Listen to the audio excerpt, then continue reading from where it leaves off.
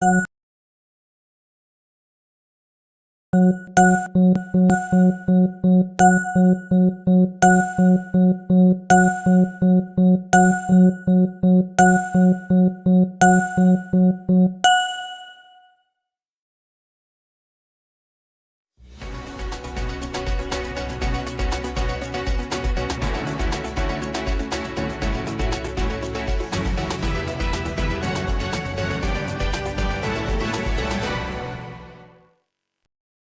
evening, and welcome to Emo Nightly News for Tuesday, July 28th, 2026.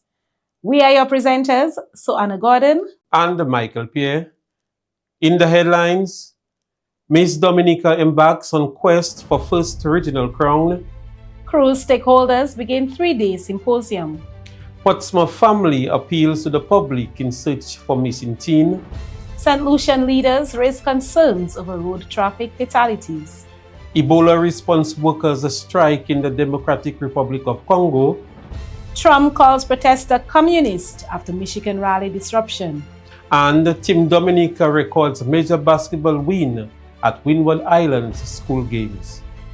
We'll be back with the details of these and more stories in just a moment.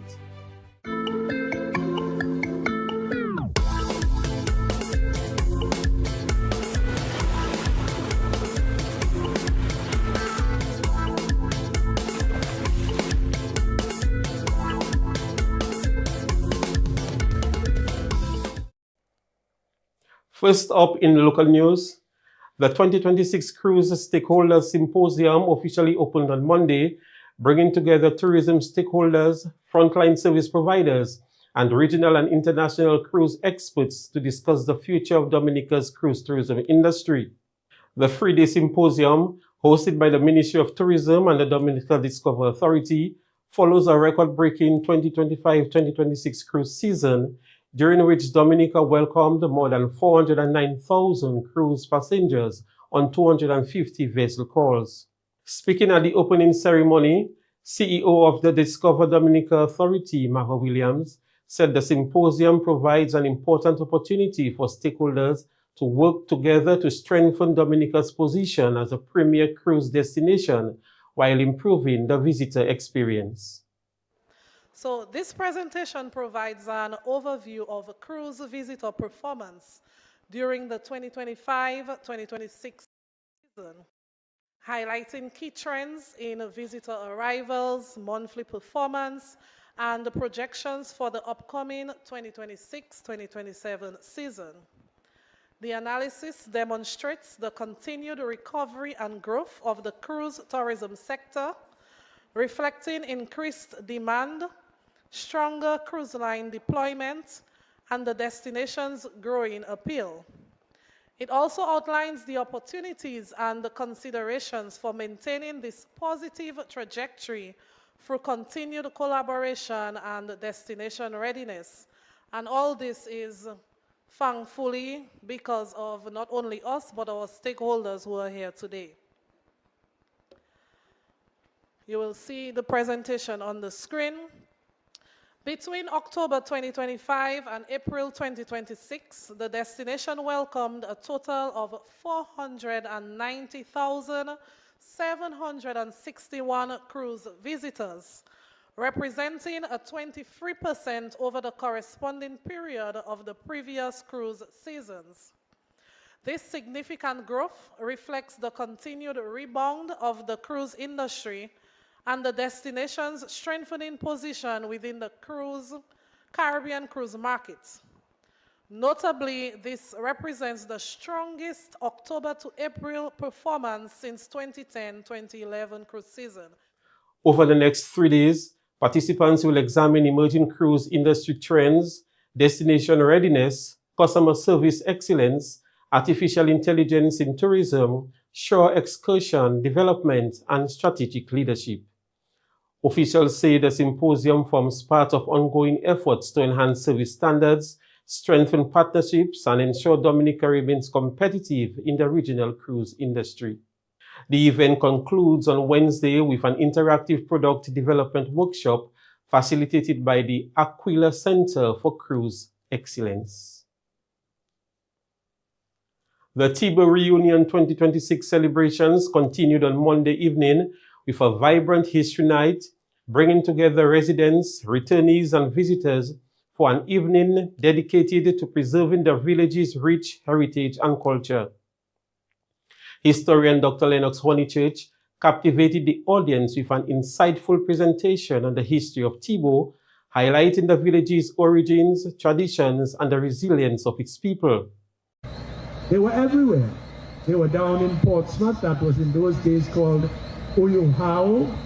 They were over in Tatan, which was called Malalia, Tukari, going all the way to Coliho and those other places that still have Kalinago names.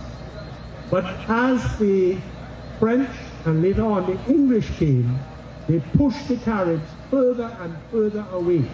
And eventually the Kalinagos retreated to the rugged east coast where they felt they were safest, away from the plantations that were starting. So we still have today those indigenous Kalinago names, as I mentioned, but by that time, the Frenchman, he was a Frenchman from Marie-Galante, that is André Tibo, and what a wonderful place. Again, you have your flat area, you have your south, you have your river, you have your fertile lands up the valley, and so Monsieur Tibo came and took over this area. And we see one or two other Frenchmen called Jean-Baptiste Founet. They were small farmers, and they were from France via Marie-Galante. The cultural program featured energetic performances by the Peebush drummers, members of the Kalinago community, and several other cultural groups, showcasing the diversity and heritage of Dominica.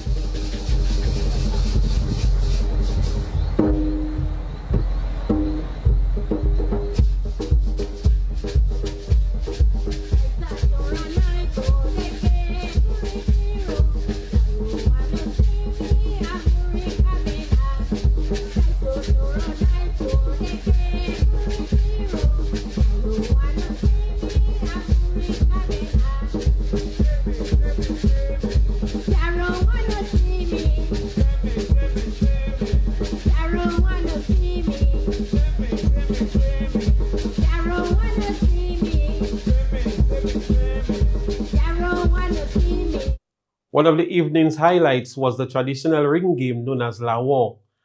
Young and old eagerly joined in, singing, dancing, and participating with great enthusiasm, creating an atmosphere of unity and celebration.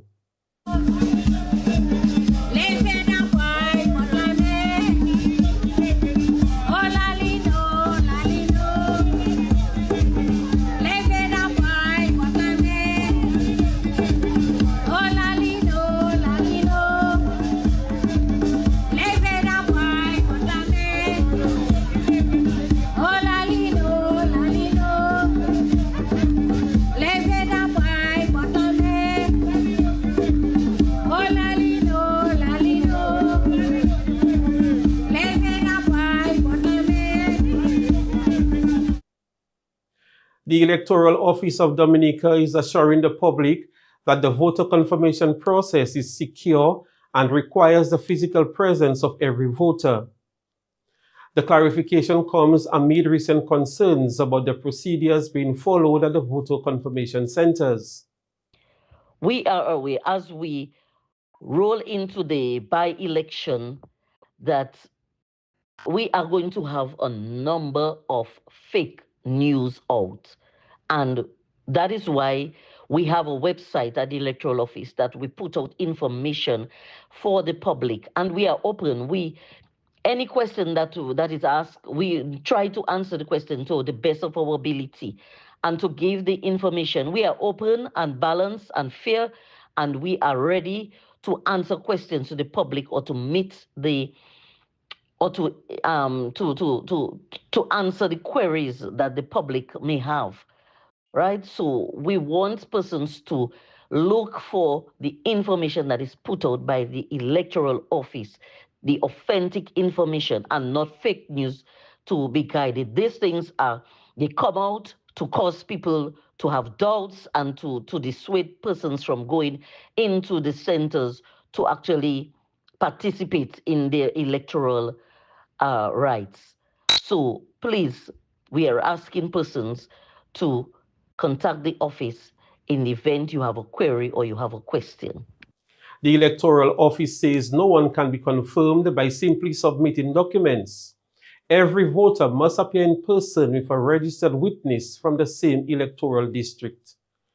Officials verify the voter's identification, complete the applications process, scan the required documents, capture the voter's photograph and electronic signature, and enter the information into the electronic confirmation system. According to the Electoral Office, the system includes mandatory security checks and cannot save or transmit information unless every step of the process is completed. The office says these measures are designed to ensure the confirmation process remains secure, transparent, and accountable while maintaining the integrity of Dominica's electoral system. The Combined School Choir of St. Lucia took concert patrons on a journey around the world through choral music and a theatrical performance entitled Ati Lamite, A Little Love, written by the choir's very own Robert Rennie, during a concert held on Saturday, July 25 at the auditorium of the Dominica China Friendship Hospital. The audience was treated to a vibrant showcase of culture and music by the talented young performers. Let's hear from the head of the St. Lucia's Combined School Choir, Mr. Robert Rennie. It has been a tremendous experience. One of the highlights of the time here was learning a song through the director of the Sixth Form Cicero Singers, and the song was actually arranged by Pearl Christian, and a song entitled Oguyo. And at the end of our concert segment, the members of the Cicero Singers who were in the audience came to join the choir to perform. And this was it was just a beautiful moment, just a beautiful experience. The choir will remain in Dominica until Thursday, July 30. During their stay, members will participate in sightseeing and other recreational activities before returning to St. Lucia. And we continue our local news on a very sad note. Concern continues to grow over the disappearance of Jobia Paul, who was last seen on Friday, as family members make an emotional appeal for the public's assistance in bringing her home. Jobia's relatives say that they are extremely worried about her safety and are asking anyone with information on her whereabouts to come forward. What message would you like to share with anyone who may have seen Jobia? Please, you've seen Jobia, contact the nearest police station, contact her mom, let us know what last you seen her wear, who she was with. If you don't want to let us know, please let the police know. Let the public, I am pleading with the public to help us to be at the police to get the work done. And her phone is off since Friday. That is just not like Jobia. A phone freak like my niece, I know my needs. And my sister need answers. We really need.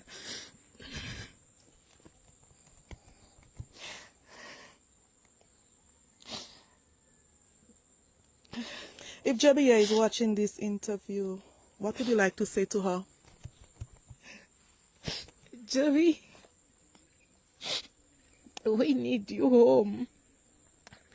Mom is in distress. Your mom is a mess.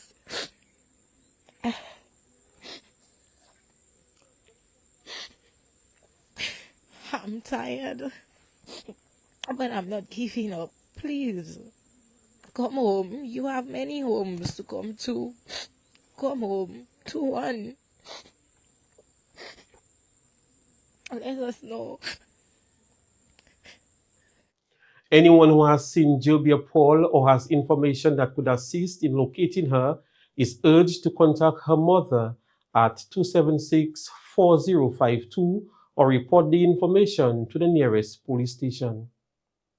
Family members are also asking the public to share her photo as widely as possible in the hope that someone may recognize her and help reunite her with her loved ones.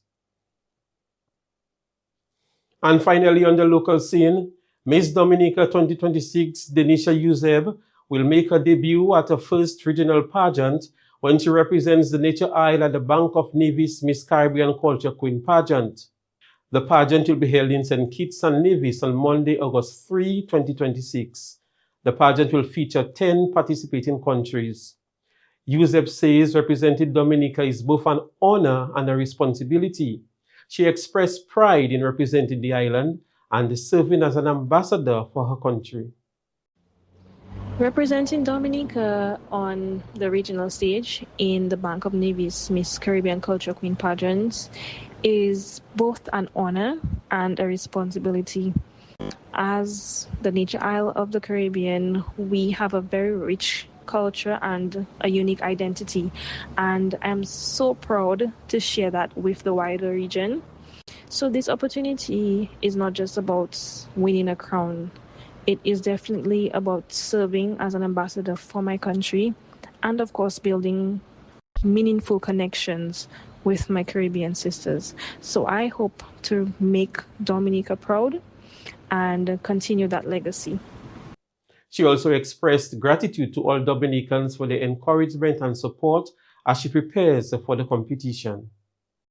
To every Dominican who will be cheering me on from home and across the diaspora, I would like to say thank you immensely for your love, your prayers, and your encouragement. It means more than words can ever express. When I step onto that stage, I want people from across the region to see me as someone who represented Dominica with confidence and pride. And I hope that they see a young woman who embraces her culture and who also inspired other young women to do the same. So if when I leave that stage, people are actually inspired to learn more about Dominica and even visit our shores, then that's when I know that I have represented my country well. The reigning Bank of Nevis Miss Caribbean Culture Queen is Shadiamond Asana of Guyana. Dominica's Tanisha Balson captured the second runner-up title at last year's pageant. And that's a wrap on local news. Regional developments with Sawana Gordon in just a moment.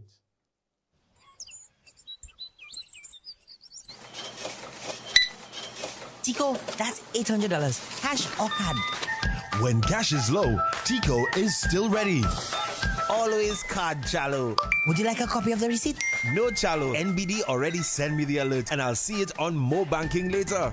That is it. From card to farm. Power your business with the NBD Small Business Credit Card. Your partner, your bank.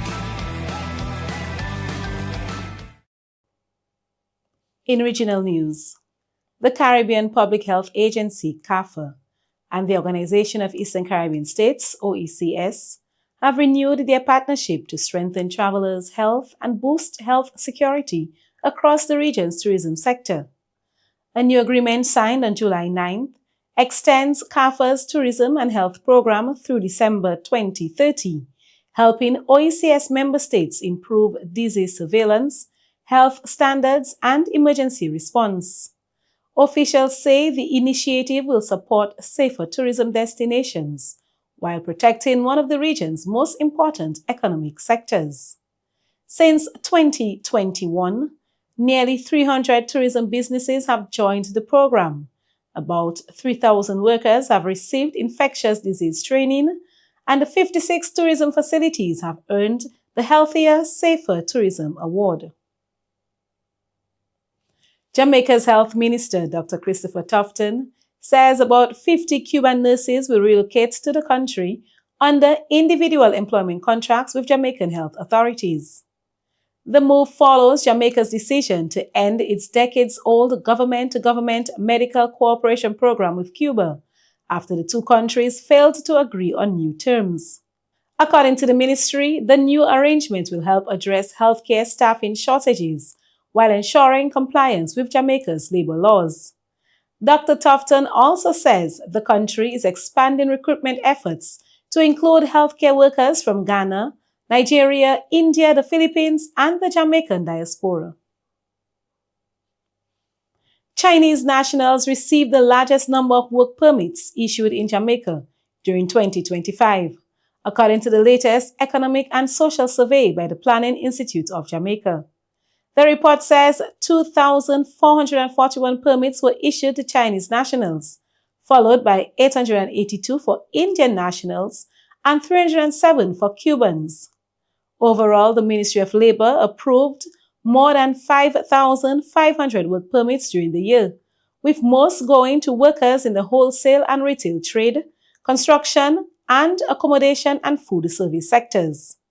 The Planning Institute of Jamaica, PIOJ, also noted that Asian nationals accounted for nearly 65% of all approved work permits. And finally, in regional news, the recent rise in road accidents and fatalities has sparked concern among St. Lucia's leaders. Prime Minister Philip J. Pierre, Health Minister Moses John Baptist, and Minister for Culture and Tourism Dr. Ernest Hillier highlighted this issue as one the public must not take lightly. Prime Minister Pierre has expressed frustration at the unnecessary loss of life and property on several occasions.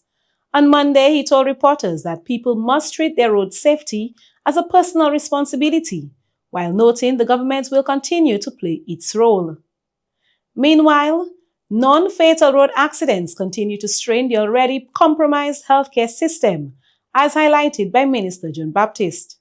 While he believes the government has a role in keeping people safe on the roads, the ultimate responsibility, he says, rests with commuters. So far, St. Lucia has recorded 16 road fatalities for 2026.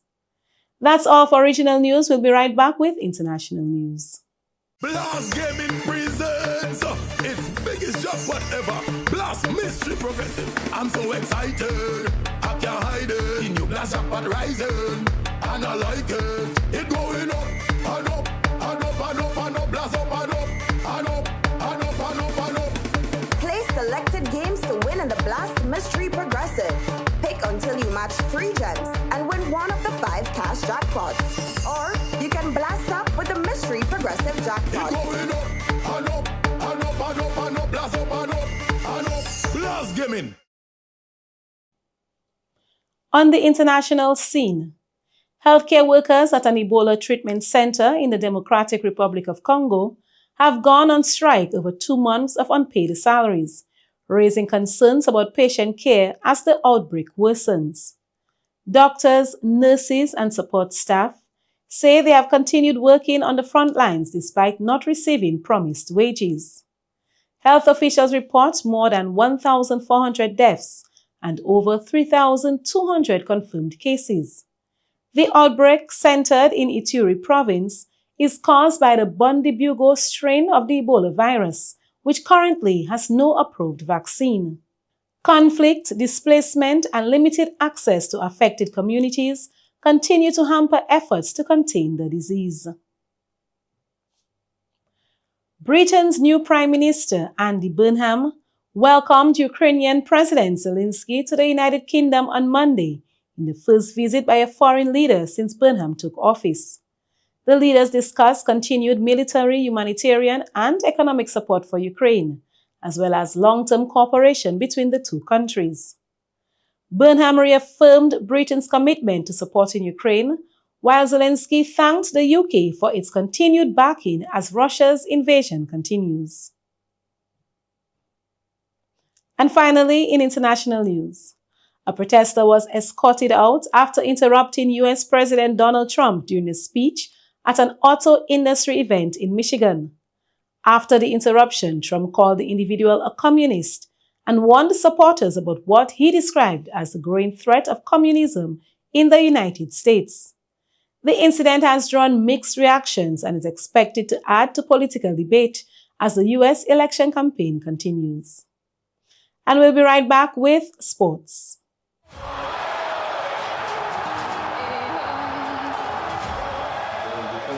Coming up on the outside.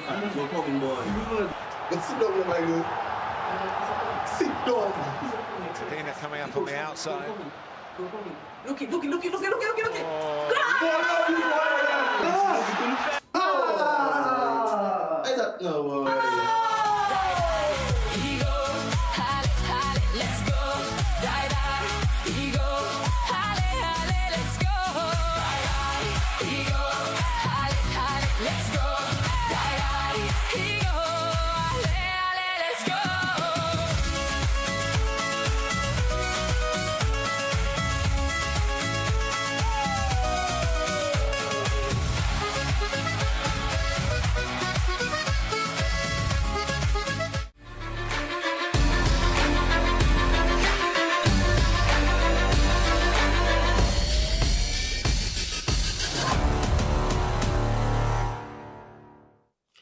In news from the world of sports, Team Dominica has been experiencing some rough luck at the Windward Island School Games being held in St. Lucia this week. There was, however, a major highlight for Team Dominica as the girls' basketball team captured the championship title, defeating defending champions Grenada 49-34 to be crowned the 2026 Windward Island School Games champions. The games continue in St. Lucia through August 1, with Team Dominica looking to build on its successes in the remaining competitions. The Dominica Football Association says its recently concluded Development League has helped identify talented female footballers for Dominica's national women's teams across all age groups.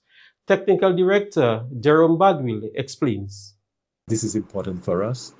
Importantly for us is to see a number of young persons introduced to the game. And so one of the objectives was to increase the young girls and the female participation. It actually gave the players more opportunities, to compete, to get opportunities to make contact with the ball. Badwill said that the format of the festival was intentional as it allowed the players to receive more exposure on the field. As far as the format was concerned, it was deliberate that we used a 7v7 format. And what it did, it allowed the girls, to receive more touches of the ball. One of the requirements for a sound technical development, more contact in the ball. And so the festival allowed that opportunity. It helped them to make many more decisions and to develop their technical and additionally the tactical skills and abilities. He added that the league also provided an opportunity for younger and newly qualified referees to put their recently acquired skills into practice. One important thing additionally I must make mention of though is the creation of valuable practical experiences and opportunities for even the referees. So we have some young referees who are in training, and they were supported by some experienced mentors to guide them. So they themselves benefited from the activity, and it was an opportunity for further growth and development for even the referees and the young referees that we have in training. And finally, West Indies are in a strong position to win the opening test against Pakistan in Tarouba after ending day 3 with a 155-run lead. Pakistan's batting collapsed again under relentless pressure from the West Indies bowlers, leaving the visitors facing a difficult 4th day. Meanwhile, West Indies all-rounder Justin Greaves etched his name into the record books after becoming the first bowler in Test cricket history to take wickets in 5 consecutive maiden overs. His remarkable spell played a pivotal role in putting Pakistan on the back foot. And that's all from the world of sports. Stay tuned for the weather report from the Dominica Meteorological Service.